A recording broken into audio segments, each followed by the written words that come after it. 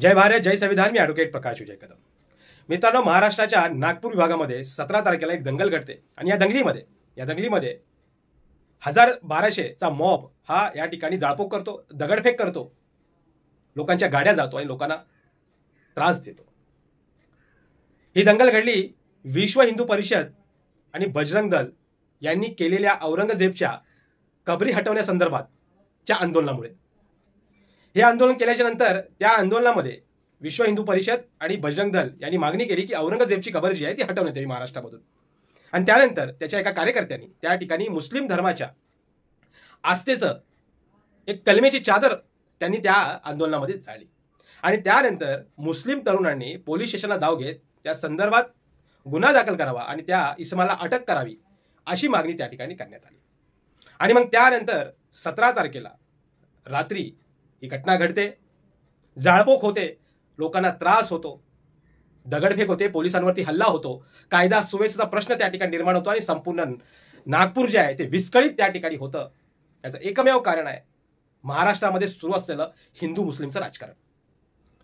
या राजकारणाची सुरुवात ही देवेंद्र फडणवीस पासून आपल्याला करावी लागेल, कारण की ज्या देवेंद्र फडणवीसांनी सांगितलं या घटनेनंतर शांततेचं आव्हान केलं, कायदा सुव्यवस्था या ठिकाणी टिकला पाहिजे ह्यासाठी त्यांनी आव्हान केलं, शांतीचं आव्हान केलं नागपूरकरांना। परंतु देवेंद्र फडणवीसांना मला सांगायचं आहे, फडणवीस साहेब, तुम्हाला खऱ्या अर्थाने जर महाराष्ट्र शांत ठेवायचा असेल, अशा दंगली घडू द्यायच्या नसतील, तर आपण सर्वात प्रथम नितेश राणे जे आपले मंत्री आहेत आपल्या सरकारमध्ये, त्या नितेश राणेंना या ठिकाणी पहिला आवरा।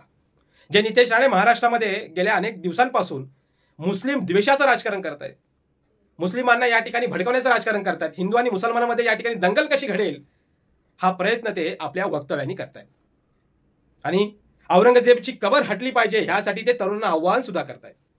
इतकंच नव्हे, देवेंद्र फडणवीस साहेब, तुमचे हैदराबादचे आमदार टी राजा सिंग महाराष्ट्रामध्ये येऊन औरंगजेबची कबर या ठिकाणी उखाडून फेकण्यात यावी असं या ठिकाणी आव्हान भाषणामधून करतात।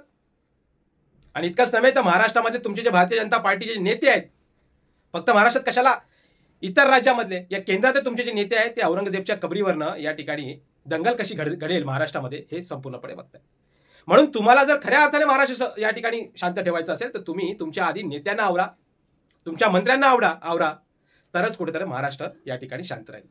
ही दंगल घडली, या दंगलीमध्ये जो कोणी असेल, मग तो हिंदू धर्माचा असो, तो मुस्लिम धर्माचा असो, कारण की गाड्या ज्या जाळल्या आहेत त्या फक्त मुस्लिमांच्या जाळल्या नाहीत, त्या फक्त हिंदूंच्या जाळल्या नाहीत, घरं जी जाळली ती फक्त मुस्लिमांची जाळली नाही, हिंदूंची जाळली नाही, तर दोघांचीही जाळली गेली। त्यामुळे जो कोणी असेल याच्यामध्ये त्यांच्यावरती कडक शासन झाला पाहिजे, कायद्यामध्ये जी कडक शिक्षा असेल ती शिक्षा त्यांना दिली पाहिजे, ह्या मताचे आपण आहोत। परंतु देवेंद्र फडणवीस साहेब, तुम्ही तुमच्या मंत्र्यांना आवरणार आहात का, त्यांना शिक्षा देणार आहात का, त्यांच्यावरती आपण कारवाई करणार आहात का, हे पण आपण महाराष्ट्राला सांगावं।